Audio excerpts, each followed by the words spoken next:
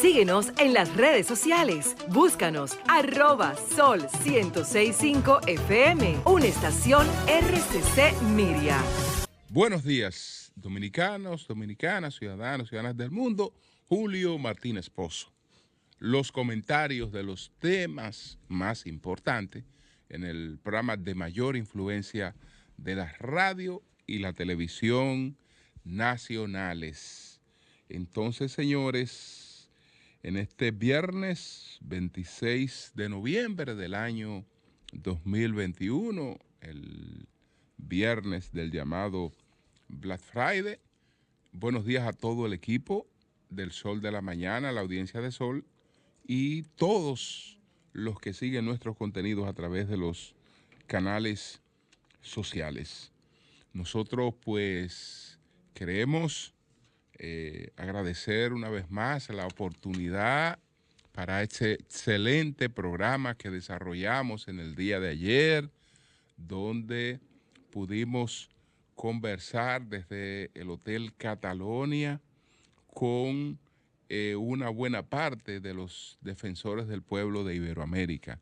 Gente sumamente interesante que está dedicada a esta labor de defensa de los derechos fundamentales de las personas, cuando esos derechos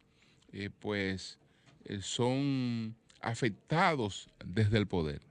Entonces, ayer se inició esta cumbre, la 25ª cumbre iberoamericana, que es presencial, es de redes también, y ahí también la federación que agrupa a los defensores del pueblo habrá de escoger a su nuevo presidente. Así que muchas gracias a Pablo Ulloa por esa oportunidad que tuvimos en el día de ayer de llevar este formidable programa.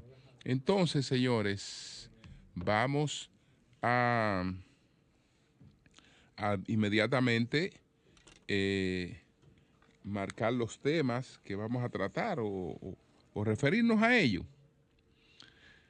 Hay una pregunta a propósito de un planteamiento que ha hecho el magistrado Wilson Camacho. No hay intocables en RD. ¿Está seguro, magistrado Camacho, que no hay intocables en RD? Revise bien. Angela Merkel no se puede comparar con un dictador, y el naufragio de Miches, entre otros temas que tenemos para el día de hoy. Pero quiero, señores, lamentar la muerte de el fotoreportero Roberto Guzmán, que trabajaba para la Procuraduría General de la República. Él, el día 4 de octubre, en sus labores de trabajo, iba hacia el Cibao con una periodista, la periodista Naivi Frías, y ellos padecieron un accidente de tránsito. Él desde ese momento quedó en cuidados intensivos y murió en el día de ayer, mientras que ella no tuvo mayores lesiones. Entonces, queremos solidarizarnos con la familia de Roberto Guzmán, con todos sus compañeros de trabajo, tanto en la Procuraduría como los que habían compartido la labor en distintos medios con él. Este equipo, sé cómo debe sentirse esta periodista que le acompañaba cuando se produjo esta tragedia, ambos en labores de trabajo. Pero también hacer llegar nuestras condolencias a toda la familia de ese gran maestro de la música clásica, don José Enrique del Monte, que ha fallecido recientemente, don José del Monte. Entonces, para toda su familia, nuestro abrazo, nuestro abrazo. Señores, miren, permítanme presentar esta joya que me acompaña en el día de hoy. Esta joya se titula De Dessalines a Duvalier, raza, color y la independencia de Haití. Esta joya que tengo aquí conmigo ha sido publicada recientemente por la Sociedad Dominicana de Bibliófilos. Ha sido editada esta obra, que es de un escritor y periodista de los Estados Unidos, que se llama David Nichols. David Nichols. Entonces, se trata de una obra sumamente interesante para conocer el pensamiento que ha pautado, el pensamiento y el actual que ha pautado toda la vida de Haití desde la declaración de su independencia, y las cosas que han caracterizado ese pensamiento,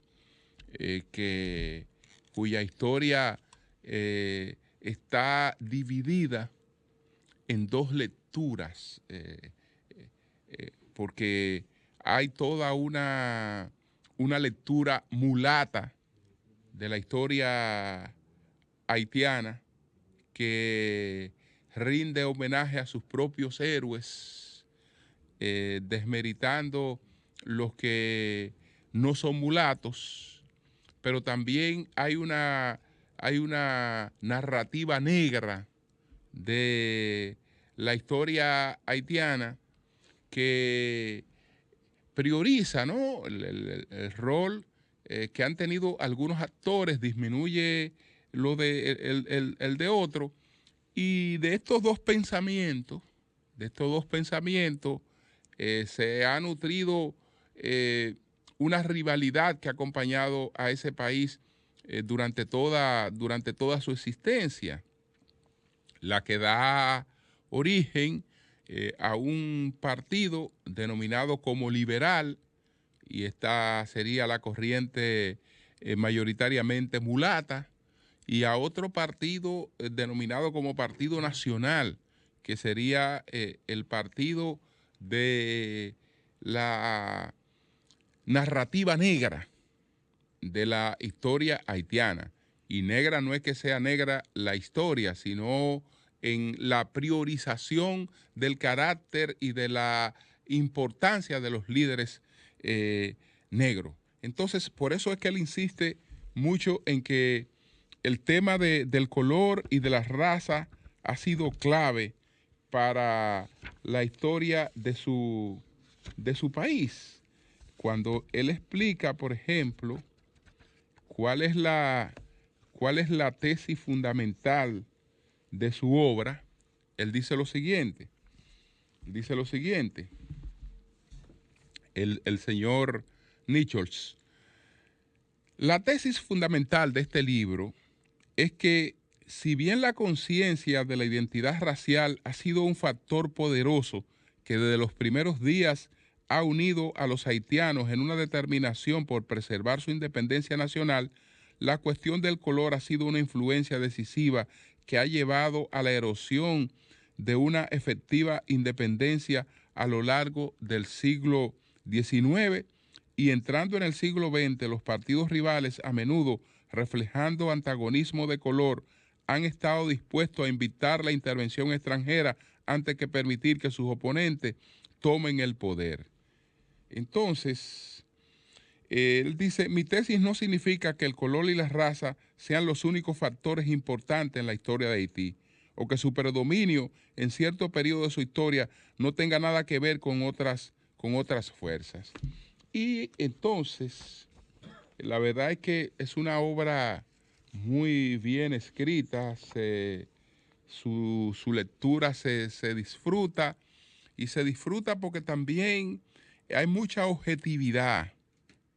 Hay mucha objetividad, porque es que hay gente que te quiere contar las cosas presentándote su sesgo sobre las cosas. Su sesgo, no. Cuente la historia que usted quiera, plantee cuál es su posición, pero permita que la gente tenga una visual completa de todo. Entonces, aquí está resumido todo lo que es el pensamiento y todas las contradicciones que han acompañado esos procesos. No es que solo aparece la versión que yo quiero dejar. No, no, no. Yo le doy todo. Yo le doy todo, incluyendo mi lectura. Y la suya incluso puede ser distinta a la que yo tengo, pero le doy todo. No, no, no, no. Aquí la costumbre es que vamos a hacer las cosas, pero vamos a hacer las cosas como a mí se me antoja. Como a mí se me antoja. Entonces, a propósito del tema de cuáles son los motivos del atraso de aquel país. ¿Cuáles son esas cosas? Y cómo en distintas etapas eso se ha intentado revertir. Por ejemplo, cuando termina el gobierno de Zuluk, o de Faustino I, que se declaró emperador, que duró 10 años, viene el gobierno de Jeffrar. Jeffrar quiere producir un relanzamiento en Haití y ver el final de Zuluk como el final de una era de oscurantismo, y entonces enfocarse hacia otra cosa. Entonces, él, por ejemplo, cita aquí a un escritor que resume lo que ocurrió con el final de Zuluk y el inicio de Jeffrar. En el reinado de barbarie y tiranía que prevaleció bajo los auspicios de Faustín I, ha sido felizmente llevado a su fin, y la ruta del progreso ha sido justamente inaugurada por el genio de un hombre tan notable como su patriotismo, bueno, leo de nuevo. El reinado de la barbarie y la tiranía que prevaleció bajo los auspicios de Faustín I ha sido felizmente llevado a su fin, y la ruta del progreso ha sido justamente inaugurada por el genio de un hombre tan notable por su patriotismo como por su buen juicio, benevolencia y firmeza de propósito. La política del presidente Jeffrar consiste en restaurar e impulsar la civilización. Ahora, ¿cómo iba a restaurar y a impulsar la civilización en Haití? En el campo de la religión y la educación, Jeffrar siguió una política enérgica que ha tenido efectos importantes en el desarrollo social de Haití. En 1860 su gobierno llegó a un acuerdo con el Vaticano y se firmó un concordato. Apresurándonos, instó Jeffrar a eliminar de nuestras tierras estos últimos vestigios de barbarie y esclavitud, superstición y prácticas escandalosas. El presidente estaba pensando principalmente, por supuesto, en la religión vudú, que había florecido durante el reinado de Zuluk. Entonces, hay un periodista y escritor haitiano, Héctor Luc, que es uno de los principales periodistas de su época, atribuyó el poder perpetuo del vudú, esa salvaje religión bárbara de África, a los malos sacerdotes católicos romanos que habían desacreditado la iglesia. Desde ese momento en adelante, la Iglesia Católica Romana jugó un papel cada vez más importante en la vida del país. Muchas de las principales escuelas estaban dirigidas por órdenes religiosas y mayormente integradas por personal francés, por lo que tendían a reforzar los prejuicios francófilos. de la élite. Entonces, señores, así por el estilo, yo tengo esto, pues, como se ve, por eso es que yo no salgo todavía de lo físico mientras estén. Por ejemplo, ¿qué nos plantea de Toussaint? ¿Qué nos plantea de Toussaint? Él, no solo él, sino que él recoge la cita prácticamente de todos los pensadores haitianos. ¿Y qué nos dice uno de sus pensadores sobre Toussaint? Si bien estos escritos vieron a Toussaint como uno de los más grandes líderes nacionales y lo señalaron con orgullo como un vindicador de la raza africana, sin embargo, atacaron su supuesto prejuicio contra los mulatos y su excesiva confianza en los blancos. Toussaint se convirtió en un instrumento ciego de la política metropolitana, restableció un sistema de gobierno despótico e intentó revivir las plantaciones con ayuda de los blancos. De hecho, se convirtió en el agente principal de los contrarrevolucionarios. Por eso Toussaint no fue el padre realmente de la independencia haitiana. Por esas lecturas nosotros nos llevamos nuestra cosita, porque aquí él habla en algunos capítulos, cita cuestiones del racismo dominicano. Por ejemplo, al referirse a Gregorio Luperón, él dice que un racismo similar es evidente en la vecina República Dominicana, donde el político mulato Gregorio Luperón sostuvo que una raza mixta de europeos y africanos era particularmente apropiada para el clima del Caribe. Además, atribuyó el comportamiento bárbaro del salvaje general Herou a su descendencia, que es de Haití. Eso es refiriéndose a Gregorio Luperón. Entonces, nada, esta es una obra muy, muy interesante sobre Dessalines. Para Paul, él está citando aquí otro escritor, para Paul, Dessalines era el símbolo de la bárbara e ignorante búsqueda negra del poder. Era un hombre sin habilidades políticas, sin ideas, sin visión, sin noción de cómo conducir los asuntos del Estado, un extraño a la ley y a la moralidad, feroz en su conducta, bárbaro y al mismo tiempo misterioso en sus designios. Bueno, esta obra, como les dije, acaba de ser editada por la Sociedad Dominicana de Bibliófilos. No sé si ya fue puesta en circulación, gracias al doctor Fidel Pichardo Baba, que me mantiene al día con estas publicaciones de los bibliófilos siempre. Así es que el que lo pueda conseguir, pues es una joya. Es una joya. Todos los políticos dominicanos deberían leer esa obra, y que tal vez también tenga alguna edición popular, que ha sido recientemente reeditada. El prólogo de esta reedición es de José Báez Guerrero. Bueno, señores, entonces vámonos con otros temas. Miren. Síguenos en las redes sociales. Búscanos @Sol 106.5 FM, una estación RCC Miria.